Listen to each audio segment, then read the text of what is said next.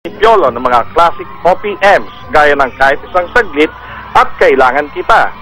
Hindi rin kinalimutan ni Piolo na kantahin ang theme song sa mga pelikulang Milan, Don't Give Up on Us at ang kanyang teleserye na Sa Piling Mo. Event producer sa Oslo ay si Ed Reyes.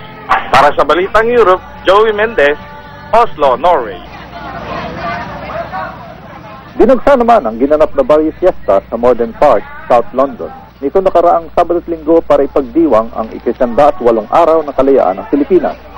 Dinaluhan ito ng libo-libo mga Pinoy at Briton na nagmula pa sa kung saan-saan sulok ng United Kingdom at maging ng Europa.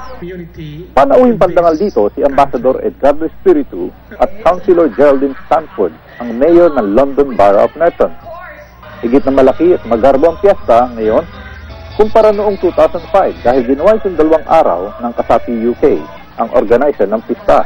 Tampok sa 2 araw na cultural program ang pagpapatawa ng komedyanteng si Giselle Sanchez at pag-awit ng bagong panday na si Jericho Rosales na inimporta ng ABS-CBN Europe mula sa Pilipinas para magbigay kasiyahan sa mga Pinoy. Para sa Balitang Europe, Jim Alcantara, London. Let's take it to...